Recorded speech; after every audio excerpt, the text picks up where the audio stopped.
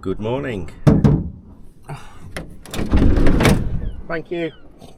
Go on away. Good morning. It's 7 AM.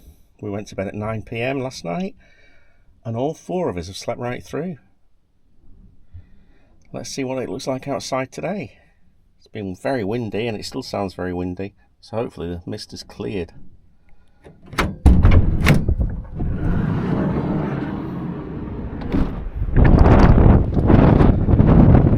Much clearer.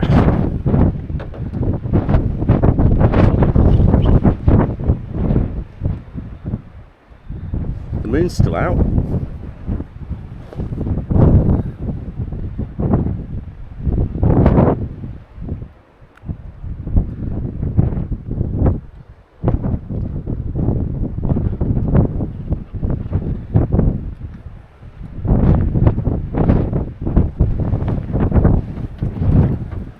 We've got a sunrise.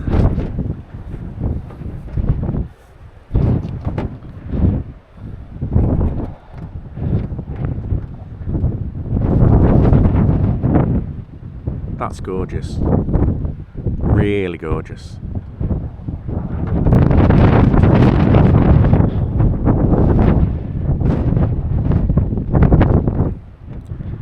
When you can wake up to a view like that, there's not much wrong with the world, is there?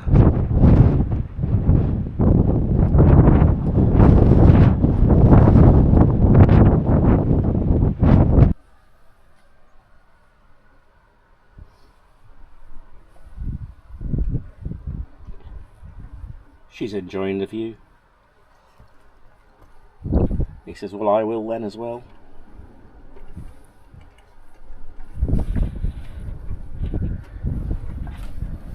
You can see it's a breezy day.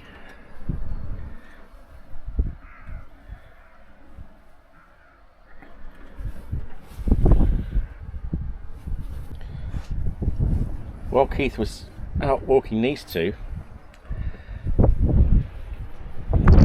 he took a brilliant photograph which he's going to insert into the edit just now.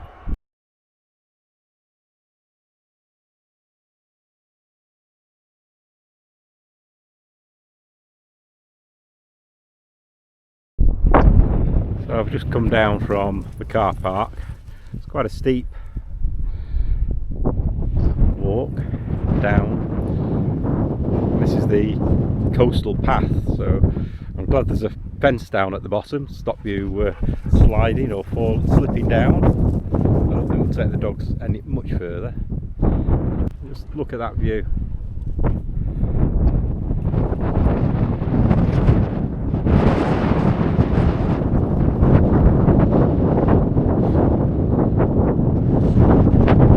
And out a couple of fishing ships or fishing boats by the look of it.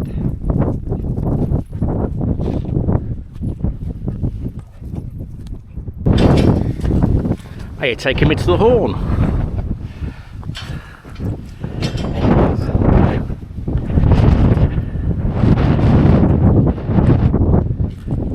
Whereabouts it is.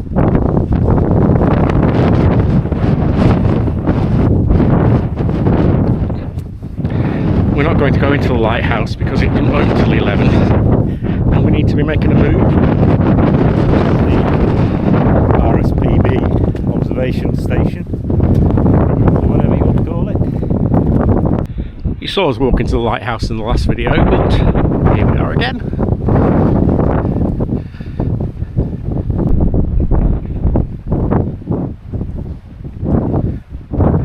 It's a substantial erection, isn't it? Most of the lighthouses in Scotland were built by the same family, Stevensons, who are related to the author. Oh, the author. Who wrote Treasure Island.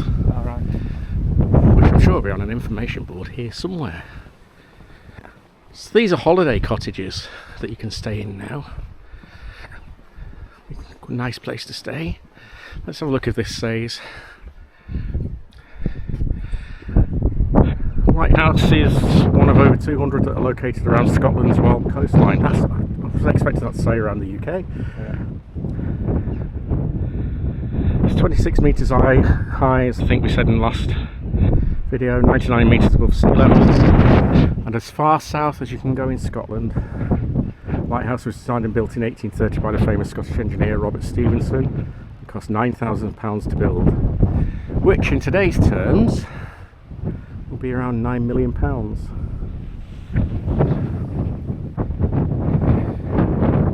Before the lighthouse was automated, a principal lightkeeper and 2 assistants with their families lived at the light, but then in 1988 is when it became automated. The families would have grown their vegetables and kept chickens, sheep and horses for transporting provisions from the boat landing.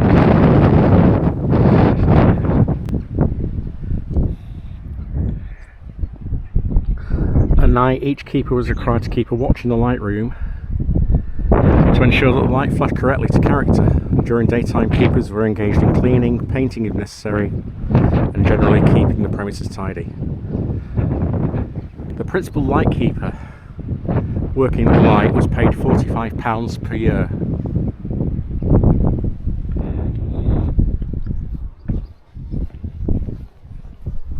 These are more of the gardens that were used for growing their crops.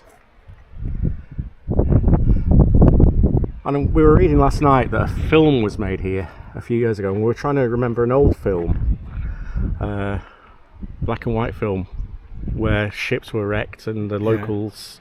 Well, it was the...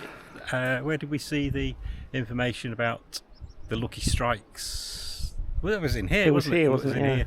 Yes, and Whiskey Galore is the old black and white film. That's right. So if you want to see more about what we're talking about with Lucky Strikes, if you look at the previous video to this one, you'll know what we're talking about. But a movie was made here recently as well. In 2018, the lighthouse was used as a film set for a movie starring Gerard Butler and Peter Mullen. Peter Mullen's a good old Scottish actor. Although it was aptly given the working title Keepers, on release the name was changed to The Vanishing. The film crew tidied the garden to look as it once had done when the lighthouse was operational. And then, with wood left over from the constructing of the set, the volunteers here built raised beds and began to restore the garden as it is now.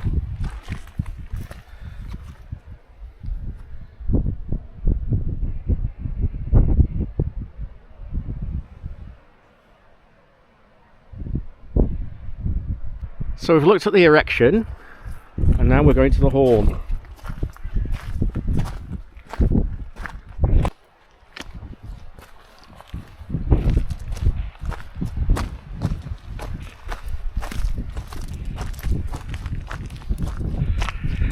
Getting more of a view than we had last night, or yesterday evening.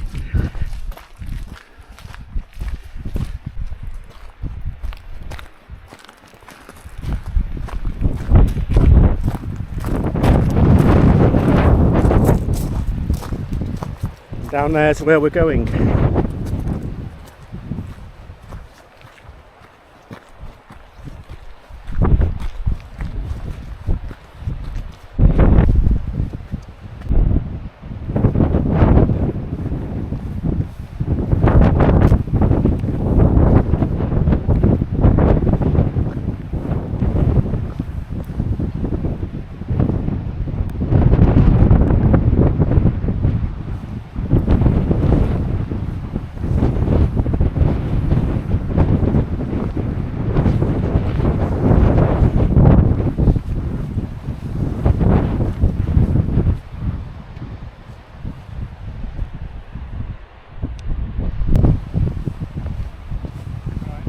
Good job we didn't bring the dogs. Yeah. Now we'd have been having a panic.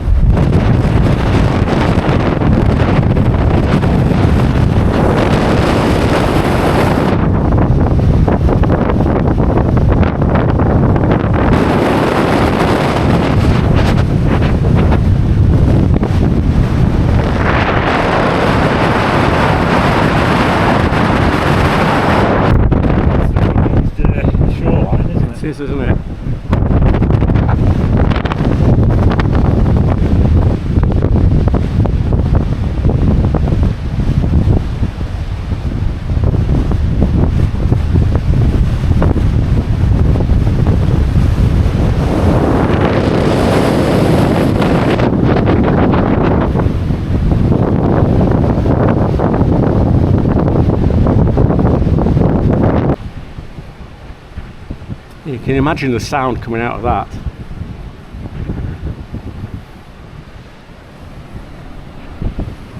Warning ships out there. There's a little bit here about the Foghorn. It says, the rocky shores and swirling seas of the Mull have posed a threat to many ships that have passed over the years.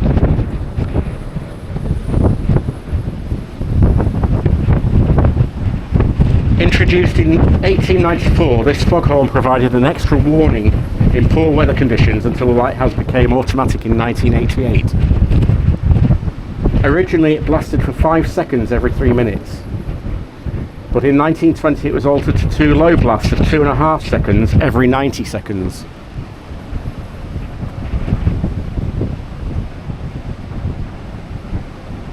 The Foghorn house was refurbished in 1926 and moved to its current position.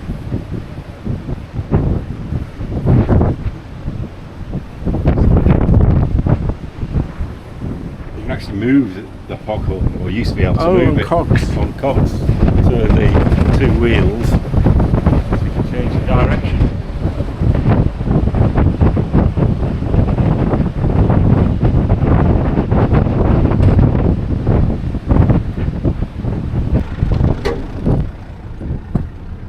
So we're leaving the Mull of Galloway now, heading on to Portpatrick.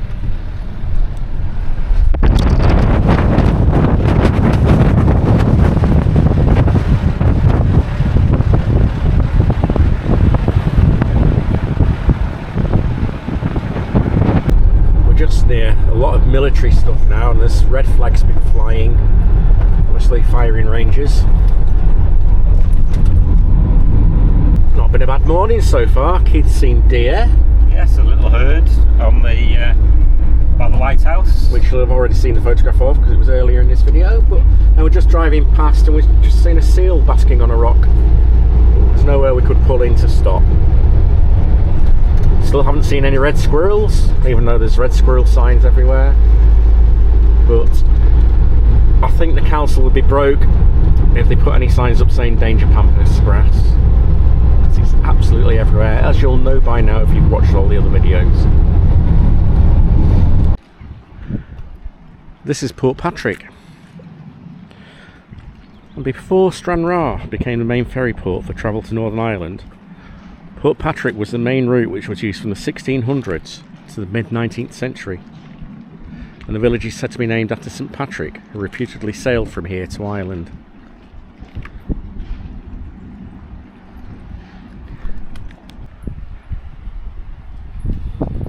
Portpatrick has one of the oldest lifeboat stations in the UK.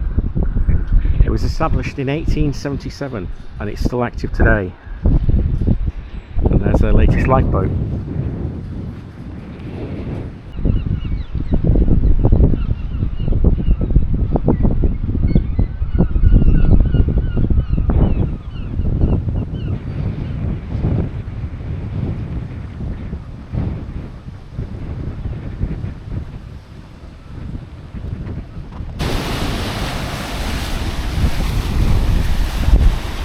Smuggling was notorious in this area.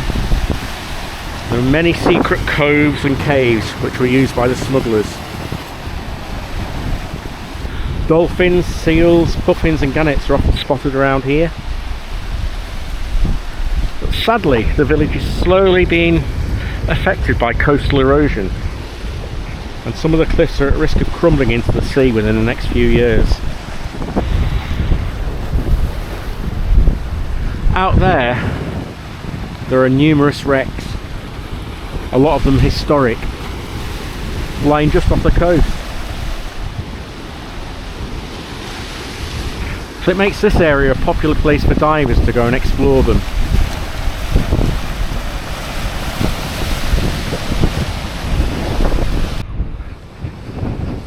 It's a beautiful little place.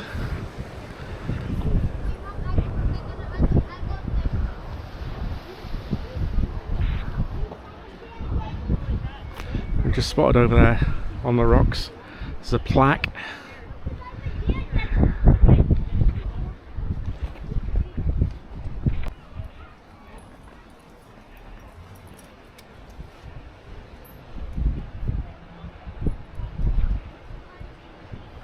It's a memorial to someone, is it? Yeah, so a musician by the look of it. A dear friend, an amazing musician, rocking Robin Waddell. Who rocked the town on many occasions. Yeah.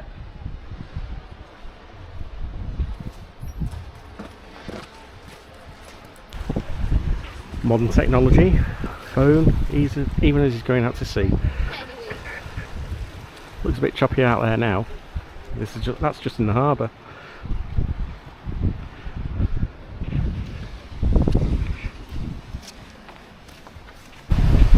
Another nice place. It is a very quaint little village, Yeah. port, harbour, whatever, isn't it? But we're just saying that we can imagine in the summertime it's heaving. It's that kind of place you can imagine attracts a lot of tourists.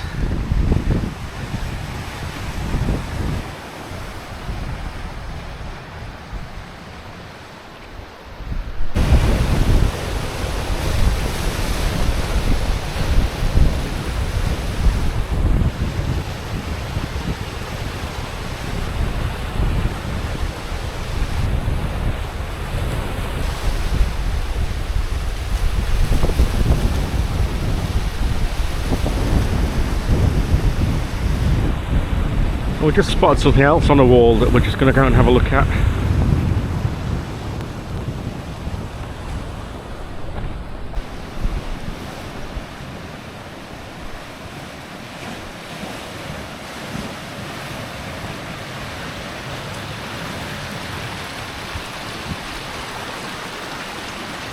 It says Princess Victoria, and just over there there's another little plaque which might explain more about it.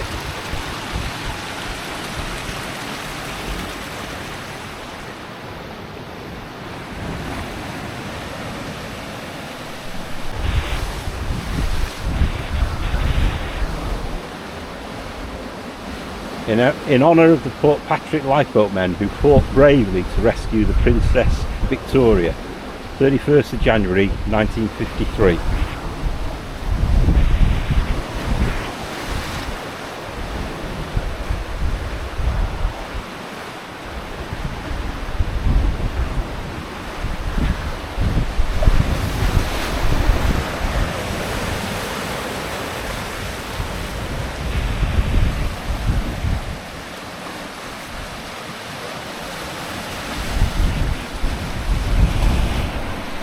There's an information board here about some of the shipwrecks around here. In the past 150 years, more than 70 ships have been wrecked along the rugged coast of the Mull of Galloway. Several of these were on the stretch of coast at the start of the Southern Upland Way, which is where we are. And the stories of just a few of them. Have you seen one that piqued your interest? Oh, it's just this one. Princess Victoria, 1953. 17 kilometres out to sea. And that's where we've just seen the memorial to the... She was one of the first roll-on roll-off car ferries in Britain, and as such had sliding doors in the stern to allow the cars to drive on board. She left Stranraer on the 31st of January 1953 despite a gale warning. As she left Loch Ryan, the stern doors were subjected to the force of the northerly wind and were damaged by the waves. Water began to flood the car deck, and this caused the ship to list. A radio message was sent asking for assistance. The position of the ship given in this message was just off the coast of the Rins. And Royal Navy warships, lifeboats and merchant vessels all searched the area, but in fact the Princess Victoria had drifted west and was only located when the crew sighted the coast of Northern Ireland and radioed a new position. Of the 177 people on board, 135 lost their lives.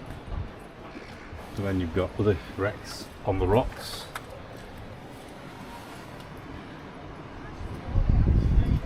And the most recent wreck happened in 1982. Most recent of the large wrecks was a container ship, the Craig Grantlet. She left Belfast on the 25th of February 1982, heading for Liverpool. Caught out in a storm, she was blown onto the rocks below Callantringan Lighthouse early in the next morning. The 11-man crew were airlifted to safety by a Royal Navy Sea King helicopter, which you can see here. But a part of the wreck can still be seen at low tide.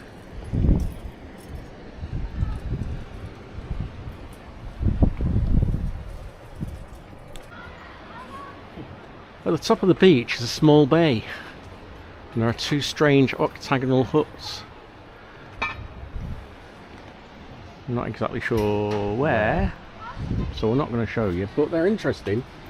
They're all that remain of the first telephone link between Scotland and Ireland, laid in 1852.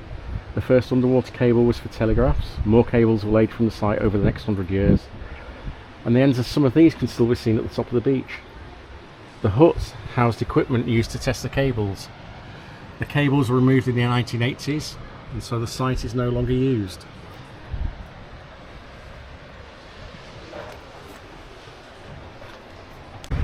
Time to move on again.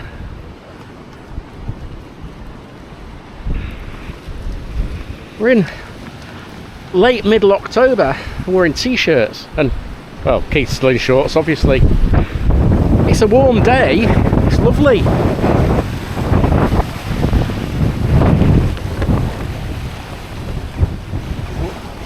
Warm breeze as well, isn't it? It is, yeah. Coming in from the south.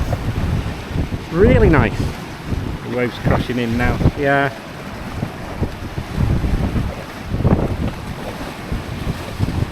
Time to move on. We're only 15-20 minutes away from the next place.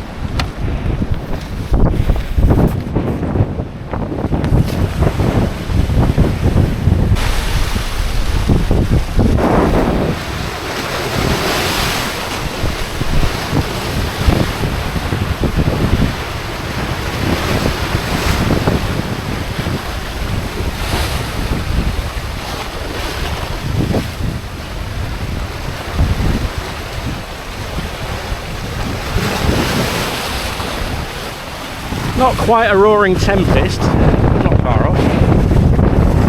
Did you just get a little bit wet then? I did. Splash, mate. You're just looking over the road. The Crown Hotel, established in 1745. I think it's had a new roof since then. I think it might have done. I hope the menu's changed a little bit as well.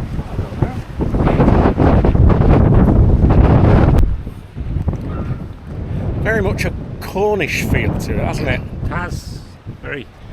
It's a very small fishing port, isn't it? Yeah, So. but it just, the atmosphere is very Cornish somehow as well. It's the sunshine. I think that's probably what it is, yeah. As much as anything.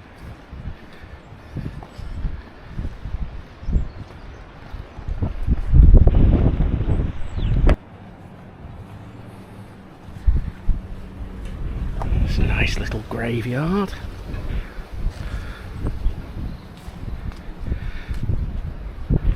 Seafront's just over there. Look at this building. Wow. That is so gorgeous. State of disrepair.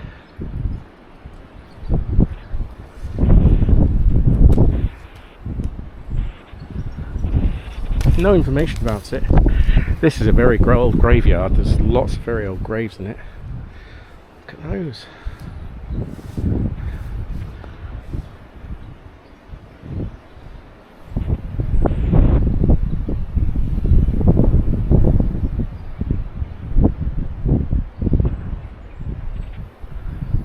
Almost looks like, oh, you can see actually when you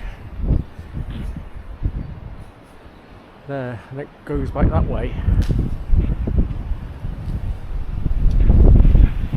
When we first saw it from the road, we thought it looked like an old windmill of some kind, until we saw the bell tower on top.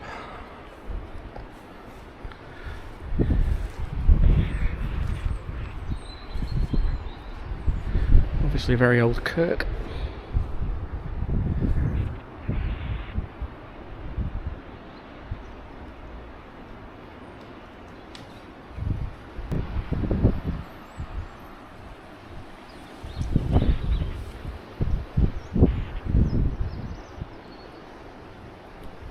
This old one here says,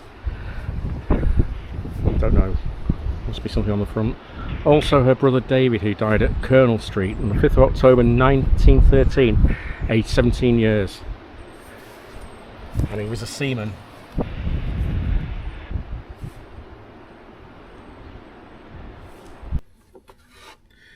So Keith's just spotted a charity shop and an antique shop, so he's nipping in there. I've got one last thing to tell you about Portpatrick, haven't we, Nab? Nab? Should we tell them the last thing about Portpatrick? So, the village once had its own small prison with just one single cell, which was used for misbehaving sailors and smugglers. While Keith's going to those shops, there's a little village store just over the road there. I'm going to nip in for some essential supplies. I'll see you back in a minute. Oh dear. I seem to have got carried away. Well, left Keith because he likes custard creams. There for Keith because he likes Turkish Delight and I don't. We've got some clubs because we both like them, although he doesn't really like mint. Dark chocolate. I love dark chocolate. And some dairy milk with hazelnut. As my mum used to say, and my dad, Darrell do. For now anyway. In the mid-19th century, Stranraer became the major ferry port to get to Ireland. And that's where we're heading now.